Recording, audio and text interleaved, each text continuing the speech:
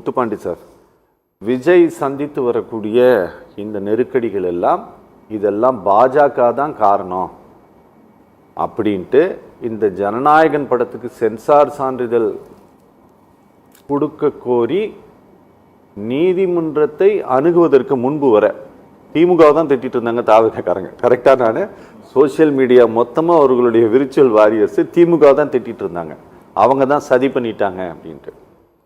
இப்போ அந்த அந்த கோணம் ஏதாவது அந்த கட்சிக்காரங்க கிட்ட மாறி இருக்கா? இதுக்கு மத்திய அரசு தான் காரணம்ட்டு, இல்லை இன்னும் டிஎம்கே தான் இருக்காங்க? ஏதாவது பேசினீங்கன்னா தொலைச்சிருவேண்டான் இருக்காங்க, யாருமே பேசுறது இல்லை. அதனால தான் இப்போ உங்களுக்கு இந்த வழக்கிலேயே யார் ஆஜராகிறாங்கன்னு பாருங்க. விஜய் தரப்புல யார் ஆஜராங்கன்னு தெரியுமில்ல? ஆமாம், சதீஷ் பராசரன். அவர் யாருன்னு தெரியுமில்ல? தெரியும் தெரியும் தெரியும். பராசரன் வந்து ராம் ஜென்ம பூமியினுடைய முதல் மெம்பர். இருங்க பேசி முடிச்சுட்டு தெரியும், உங்களுக்கு தெரியும். சீனியர் கவுன்சில், அவர் சீனியர் கவுன்சில். இன்னைக்கு யார் அவரு?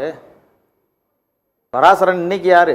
இதுக்கு முன்னாடி சீனியர் கவுன்சில், இந்தியாவினுடைய தலைமை வழக்கறிஞராக இருந்திருக்கிறாரு, எல்லாமே சரி தான், எம்பியாக இருந்திருக்கிறாரு, எல்லாமே ஓகே தான்.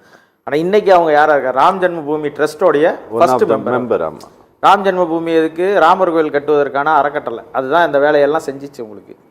அந்த பராசரன் அவர்களினுடைய பையன் தான் இன்னைக்கு ஆஜரானார். அவர் இப்போ பிஜேபிக்கும் இவங்களுக்கும் எந்த தொடர்பும் இல்லைன்னா எப்படி அவரை ஏன் கூப்பிட்டு ஆஜர்படுத்தணும்? தமிழ் இந்தியாவிலே கம்பெனி தான், இந்தியாவிலே யாருமே இல்லையா சார்? வேற வழக்கறிஞர்களே சார். அவரு வந்து சிபிஎஃப்சி ரிலேட்டடா ஏற்கனவே கேரளா ஸ்டோரிக்காகலாம் அப்பியர் ஆயிருக்காரு. சரிங்க சார், கேரளா ஸ்டோரி யாரு சார்? கேரளா ஸ்டோரி யாரு சார்?